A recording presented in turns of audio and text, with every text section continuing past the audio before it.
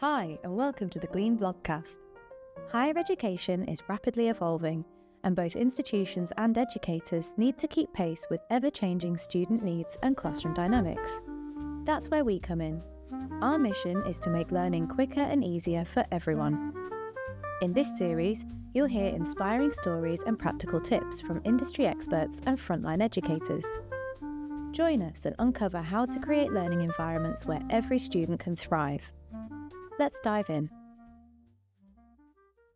Hi everyone, my name's Anisha. I'm a marketing executive here at Glean, and I was a student that required extra support when it came to my study skills during college because of my dyslexia. And that's actually when I first came across Glean, and I also feel super passionately about empowering students to also be able to reach their full potential. So that's a bit about me, a little bit of an introduction. I just also want to mention we've had some bad weather here, so because it's just me on the call, hopefully, fingers crossed, nothing, I don't go offline. But if I do for some reason, please do bear with me. I'll try to jump back on as quickly as possible. Fingers crossed that won't happen, though, and we'll have a smooth session. So yeah, this is what we're going to be taking a look at during today's session. And we're going to be taking a look at why the lack of student confidence is so concerning. Specifically, we're going to be looking at why first-year students may be struggling. We'll look at maybe like a few different reasons. Maybe there's a difference in education that's provided, impacts of the pandemic, and lack of study skills, just to name a few. And then we'll also take a look at how you can help to support your students, teach them learning skills that they may need in order to take good notes. So just a little bit of what we'll be talking about today. So let's get straight into this then. At Glean, there's one thing that drives us every day, and that's our mission to empower learners with the confidence and the ability to build useful knowledge. Now, Glean is the antidote to information overload for learners, and we aim to help you support your students of all abilities through inclusive support and complete campus solutions. And let's take a look at why the lack of confidence is concerning. It all links to that students dropping out of college. And 45% of students, that's students of all abilities, have reported dropping out in the first 2 years of college due to what they learn about their academic performance. Now, the statement suggests that the students who struggle more of the awareness is the impact of the academic challenges on their performance increases. And research shows that there's this cycle of challenges that contributes to the dropout for a majority of students. And here it is, I'm going to talk through it. So the study of burnout inventory designed as part of that global study into learning behaviors and in higher education, it shows that students, they predominantly drop out due to either stress or burnout or poor performance. And then these factors, they can impact each other and in themselves diminish that self-confidence and students' appetite to engage fully in the lecture and to be able to succeed. All of these factors, they're rooted in a general academic obstacle, and it can range from many different things, these obstacles. It can range from being financial or environmental concerns, as well as those common learning challenges. Each factor then, they exacerbate the next one until the learning experience, it becomes way too overwhelming for the learner. And then, as you can see, this is where the cycle it just keeps going on and on. And the study identifies that if we tackle the academic obstacles, then the cycle, it can be broken and students can actually be successful. As we help students to overcome those academic challenges, they can become then less stressed, more confident, and in the end be able to improve the academic performance. And this leads to more students completing the education, which is a massive win, not only for the students, but everyone involved. And we can easily see how improving the students' self-confidence is a very important thing for us to focus on. So the question is, knowing all of this, knowing about have self-confidence. It plays a huge part in students and being able to achieve their goals, and that students with disabilities are more likely to drop out than other students. Knowing all of this information, what can we do to help those first year students through transition to be able to be more confident, and as a result then to be able to improve their academic performance? So in some previous research that we've done, we've seen that 92% of disability services, those professionals say that improving student success and retention is important within their departments. Now, if that is really the case, what can we practically do about it? How can we improve students' confidence so that they're able to then be able to do the best work that they can and get the grades that they deserve? How can they achieve that?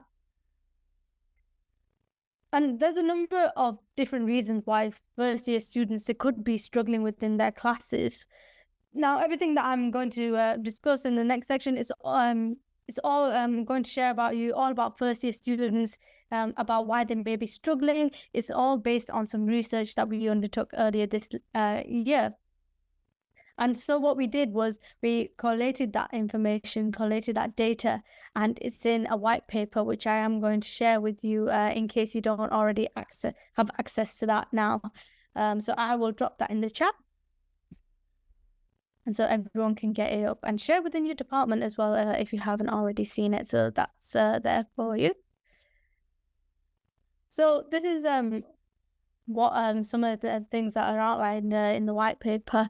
So when we asked which groups are struggling the most academically, our respondents, they believed that first year students, they were the ones that were most at risk.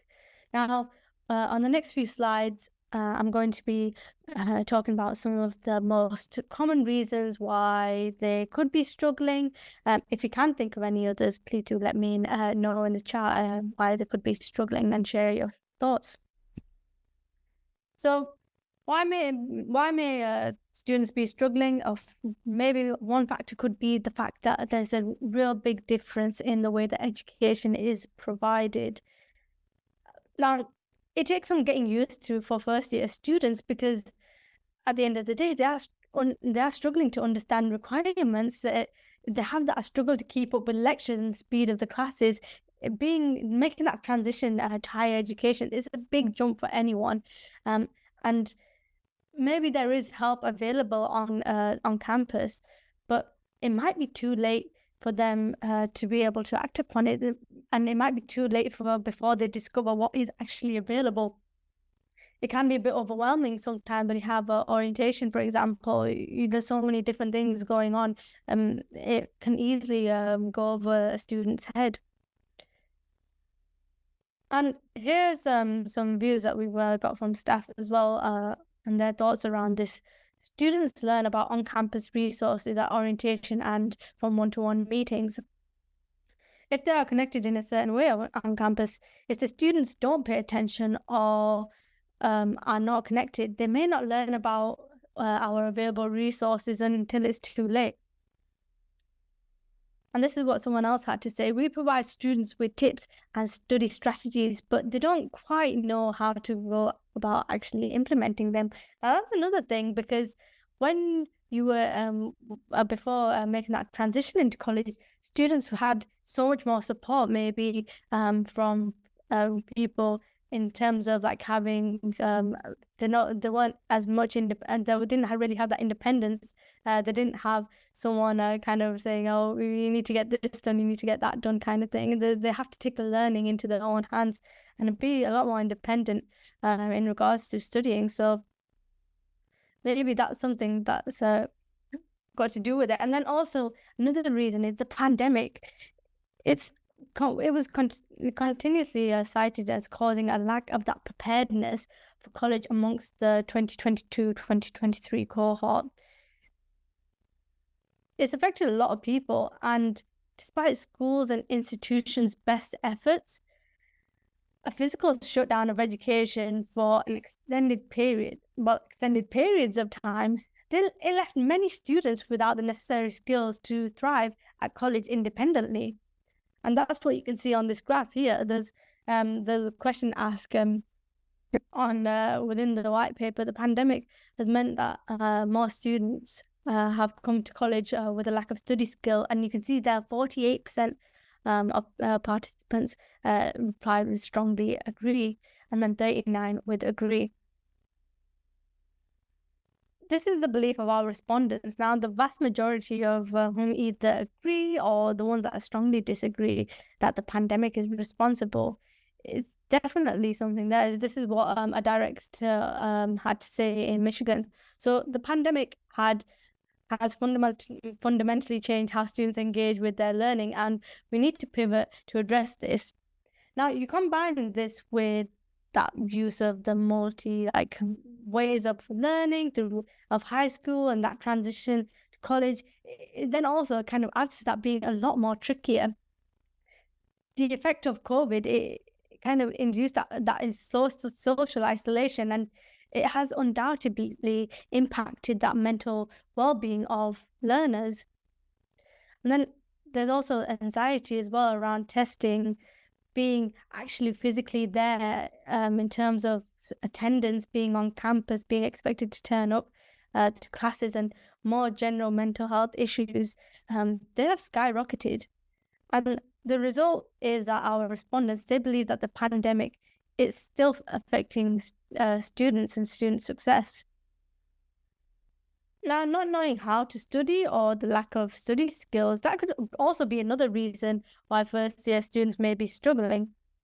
It's something that I briefly touched on before, but many students arrive to college unequipped with the skills that they need to be able to succeed independently. And this is one of the what one of our respondents had to say in regards to students having that lack of study skill. Combination of not understanding and learning science, thus using ineffective rote memorization strategies, and a lack of experience in managing their own time and attention towards a goal, it creates an issue with effective time on task.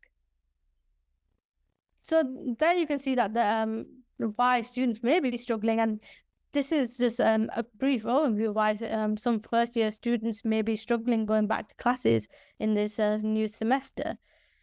Now, the problem is that there could also be a collective failure to recognize first year students struggling within their studies. And by the time it is recognized, it could already be too late.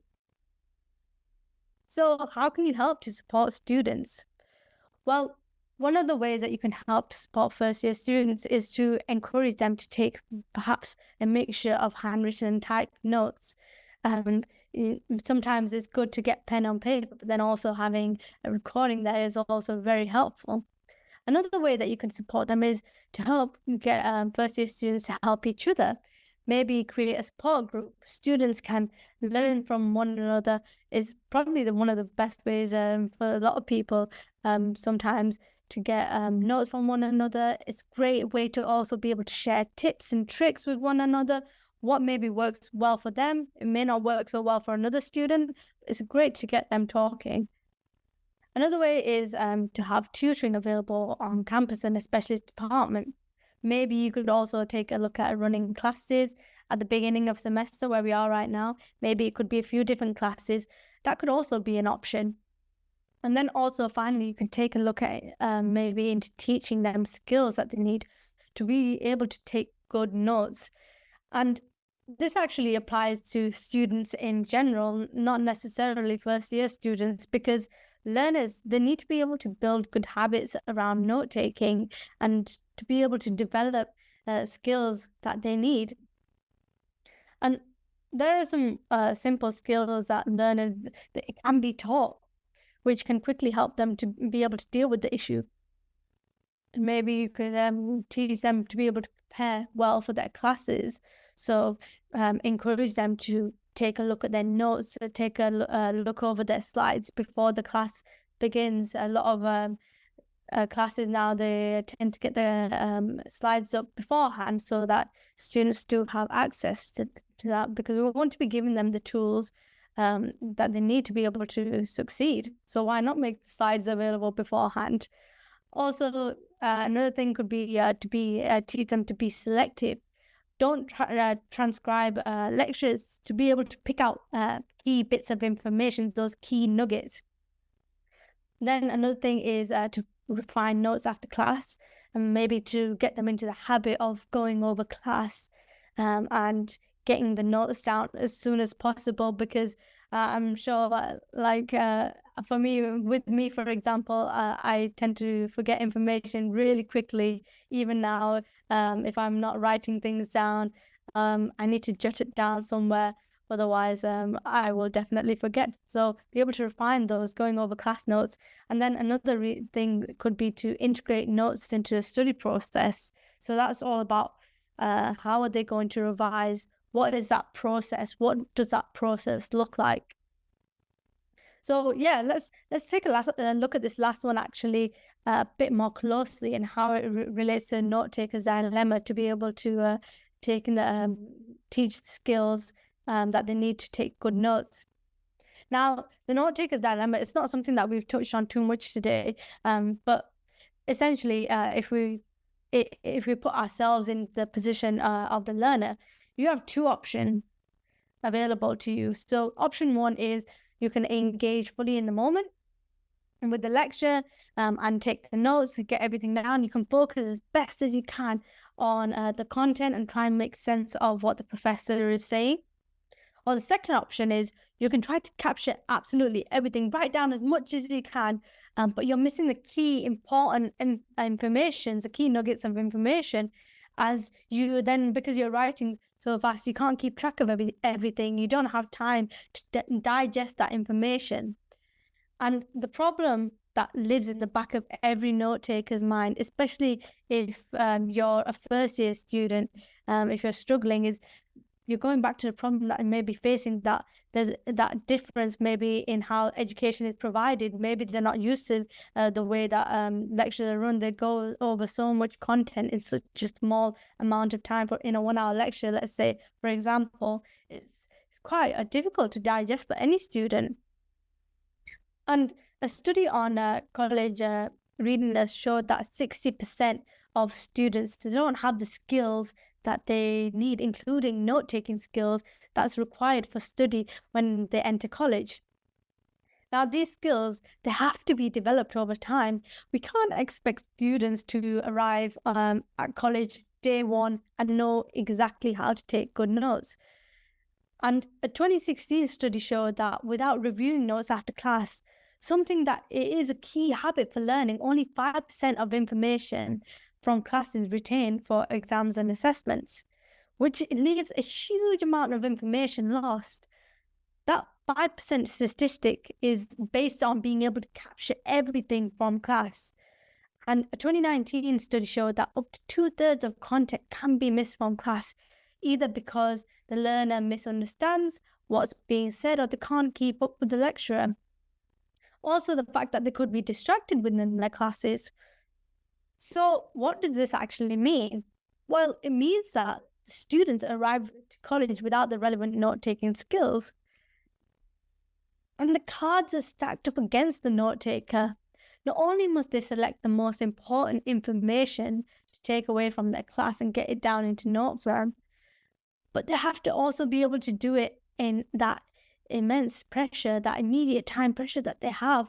Meanwhile, they're also having to then filter out everything that's unimportant or irrelevant, all of that information, and word of distractions as well in the environment. For example, someone next to you clicking pen, or someone kicking the back of your chair, whatever it may be.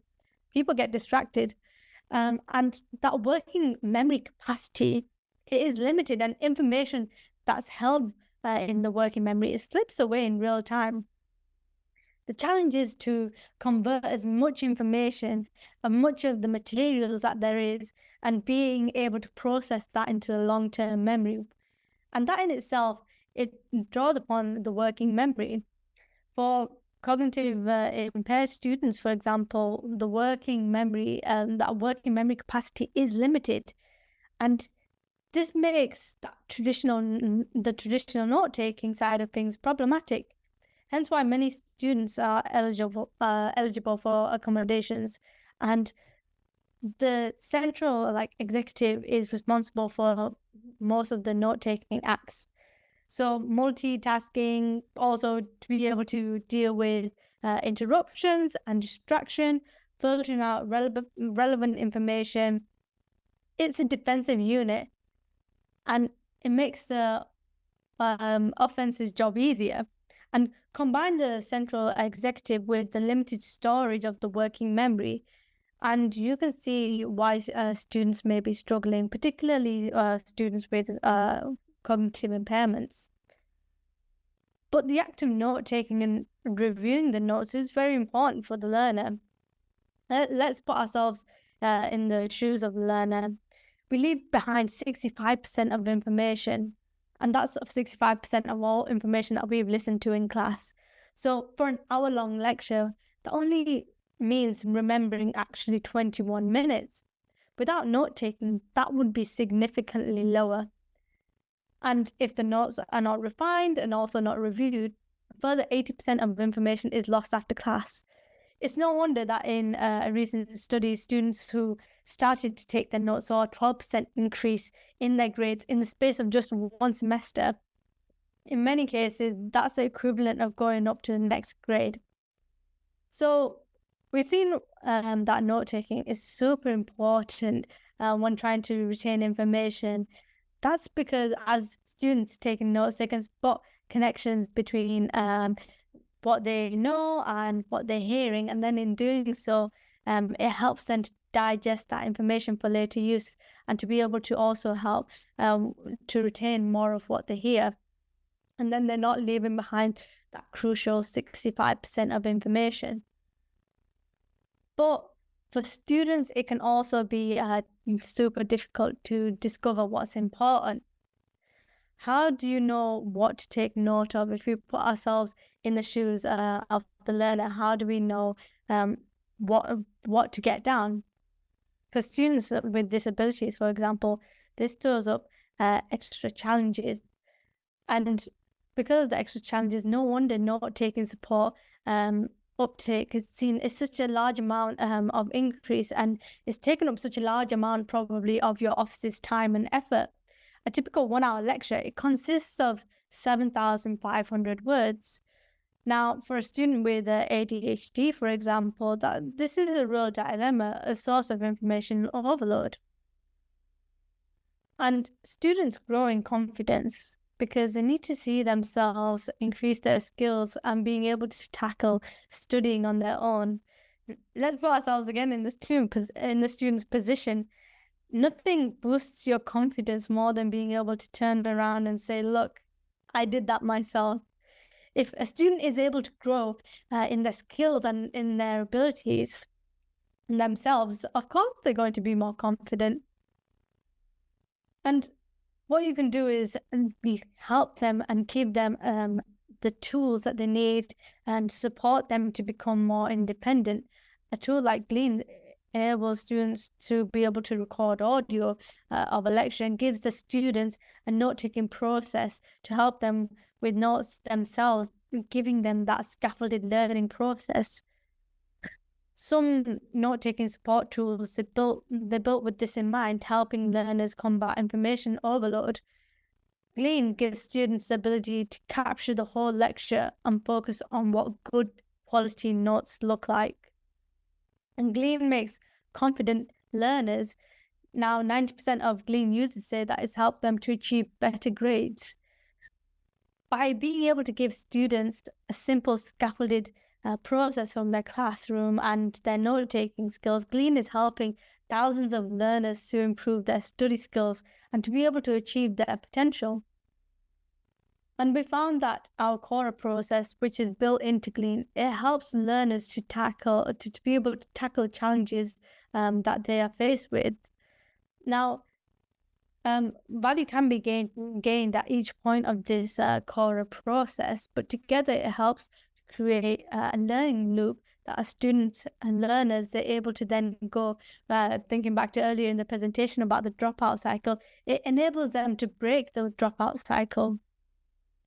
And what does CORA stand for? As you can see there, it stands for capture, organize, refine, and apply. So being able to capture all your lectures, all of your classes, going back and being able to organize your notes, put them into a way that's helpful for the learner in terms of making sure that everything is in a way that's easily accessible to them. Then being able to refine it, going back into their notes, everything that they've taken, and make edits to it, add more information, maybe ask Mark where more information is needed, or ask questions. Hey, this section I'm not too sure about. Maybe that's something that I can go back and ask the lecturer. And then finally, that being able to apply the knowledge when it comes to tests and end of year exams. And the process, it really does work. We've seen that how users have seen the benefits of CORA and how it affects their learning.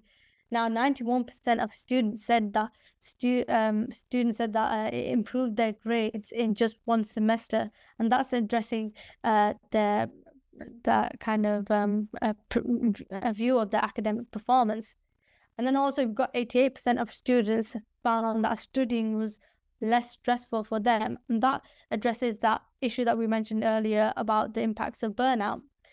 And most importantly, we found that 95% of students believe that they now understand how to take better notes and addressing the learner's self-confidence in their ability to complete their course.